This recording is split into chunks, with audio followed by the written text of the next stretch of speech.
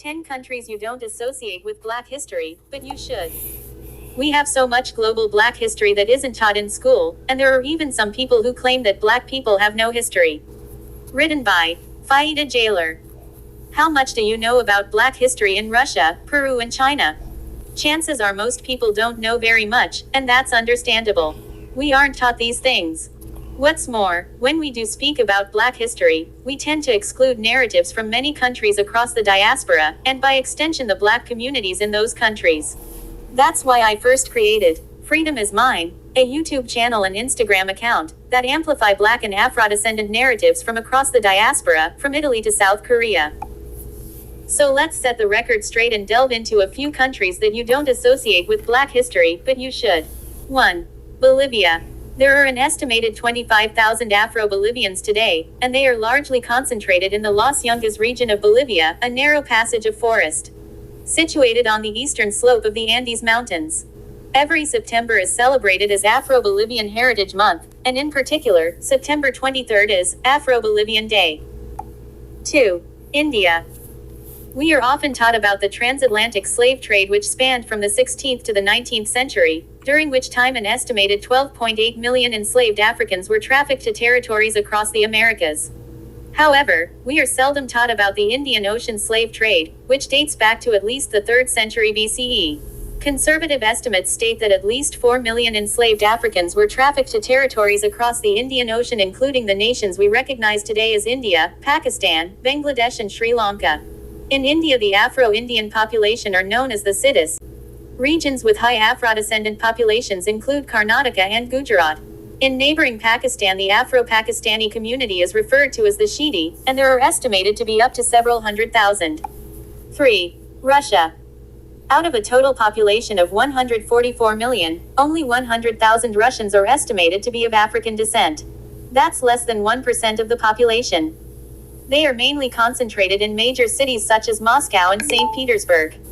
You may have heard of the renowned poet and novelist Alexander Pushkin, widely considered to be the founder of modern Russian literature, but did you know that he was mixed race? 4. Peru. What do we think of when we think of Peru? Llamas, Incas, and Machu Picchu, one of the 7 wonders of the New World. But we don't think of Black people, which is ironic because when you look at the national Peruvian football team you see a lot of melanin. The Afro-Peruvian historian Ricardo Aguilar estimates that up to 3 million Peruvians could be of African descent. The regions with the highest concentration of Afro-Peruvians are found in Lima, El Callao, Chincha, Cañete, and in the northern region of Piura, particularly in Zanya and Yapatera. Afro-Peruvian Heritage Month is celebrated in June, with Afro-Peruvian Culture Day on June 4th. This date commemorates the birthday of the Peruvian civil rights activist and musicologist Nicomedes Santa Cruz. His sister, Victoria Santa Cruz, was also a pioneering activist and performer. Check out her spoken word poem, Mi Llamaron Negra, They Called Me Black, on YouTube. It will give you chills. 5. Denmark. Did you know that Denmark was the 7th largest trading nation during the transatlantic slave trade? Denmark had 3 colonial territories in the Caribbean, the islands of St. Croix, St. John, and St. Thomas. During the slavery era, Denmark trafficked over 100,000 enslaved Africans to those islands, referred to as the Danish West Indies. This came to an end in 1848 when Denmark abolished slavery. In 1917, Denmark sold the islands to the United States, and they became known as the U.S. Virgin Islands. In 2018, Denmark unveiled the country's first statue to commemorate a Black woman. The statue is called I Am Queen Mary, and was created by artists Jeanette Ehlers and Levon Bell. It honors Mary Thomas, who, in the 19th century, led the largest labor revolt in Danish colonial history on the island of St. Croix. Mary's pose was inspired by the famous 1967 photograph of Huey P. Newton, the founder of the Black Panther Party. 6. China. It's surprising that people don't associate China with Black history when in reality, there has been an African presence in China since the 7th century. During the Tang dynasty, Arab traders trafficked enslaved Africans to China, and they were referred to as Kunlun. As trade between Africa and China developed, during the Yuan dynasty, a number of African commodities were imported to China, including ivory, tortoiseshell, and frankincense. During the Ming Dynasty, the Chinese imported rhinoceros horns, amber, and animals from East Africa. Nowadays, China is home to the largest migrant African population in Asia. The largest settlement can be found in the major port city of Guangzhou. The African enclave in Guangzhou is informally referred to as Chocolate City, or Little Africa. Many of the African residents there capitalize on buying cheap consumer goods in China, which they export to their home nations in Africa to sell. Most traders only come temporarily, though many do settle and start a life in China, often marrying local women. 7. Venezuela. If you're ever in Venezuela, then save the date of May 10th because that is Afro-Venezuelan Day. The date was chosen to commemorate the uprising of José Leonardo Chirino, a free black man who, in 1795, coordinated the most famous uprising of black and indigenous people in Venezuela's history. He has gone down in history as a symbol of resistance both to slavery and Spanish colonial rule in Venezuela. Did you know that Afro-Venezuelans played an important role in Venezuela's fight for independence?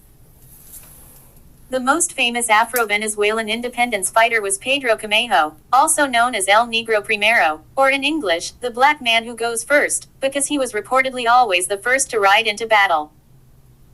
He was famously killed in action in 1821 in the Second Battle of Carabobo, which eventually led to Venezuela's independence. Today, Pedro Camejo is a national symbol of bravery and resistance, and there is a statue of him in Plaza Carabobo in the Venezuelan capital, Caracas. Today there are just over 1 million self-identified Afro-Venezuelans, and the largest population can be found in the region of Barlovento.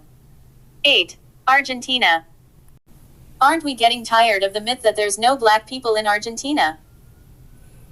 According to the 2010 census, the Afro-Argentine population is less than 150,000, while other sources claim there are as many as 2 million Afro-descendant people in Argentina today. The National Day of Afro-Argentines is celebrated on November 8 to commemorate the death of a national hero, Maria Remedios del Valle. Known as the Mother of the Homeland, Maria fought as a soldier in the Argentine War of Independence before being wounded, imprisoned, and then escaping. Following the war, she was denied compensation and took to begging before being recognized by one of the generals she had fought under, who then arranged for her to receive a pension until she died. In recent years, there has been a resurgence of Afro-Argentine political and social activity. Organizations such as Grupo Cultural Afro, SOS Racismo, and Africa Vibe have worked to revive interest in Afro-Argentine culture and advocate for the community. 9. Turkey. They are largely descended from the tens of thousands of enslaved Africans brought to Turkey during the Ottoman Empire to work in farming, cotton production, and processing tobacco. A number of black males were also made eunuchs and elite royal guards to the royal family. Although no official statistics exist, the Afro-Turkish population today is estimated to number up to 25,000 people. The majority live in the region of Izmir on the Aegean coast. Although they were technically slaves, black eunuchs in Turkish society were sometimes granted a relatively high degree of political power and authority. The highest position a eunuch could ascend to was the position of Kizlar Aga, the third most powerful position in the royal court after the Sultan and the Grand Vizier. In 2006, the African Solidarity and Cooperation Association (ASCA) was founded by the late Mustafa Olpak. This led to a revival in Afro-Turkish culture, in particular the Dana Bayrami Festival, an Afro-Turkish festival that dates back to the 1920s and represents families separated by slavery being reunited and sacrificing a bull in celebration. 10. Iraq. There are an estimated 1.5 million Afro-Iraqis living in Iraq today, making up 5% of the population. They are mostly concentrated in southern Iraq, with the largest population in the Zubir district of Basra. From the 9th century onwards, Arabs brought enslaved Africans to southern Iraq to work in the salt marshes and on the date plantations, along with enslaved Circassian and Georgian people. They also worked as domestic support in the houses of wealthy families and sometimes as soldiers. In 869, there was a massive uprising called the Zanj Rebellion, described as one of the bloodiest in Western Asia. The majority of soldiers were enslaved people and freemen of African descent, led by Ali ibn Muhammad. The uprising was successful and the Zanj established their own government in southern Iraq, with its own army and even minted coins. This African state lasted almost 15 years until the Abbasid army regained control of the territory, though the military prowess of the Zanj soldiers was not forgotten. As you leave the page, don't forget to hit the like bell and subscribe to the channel. Thanks for watching.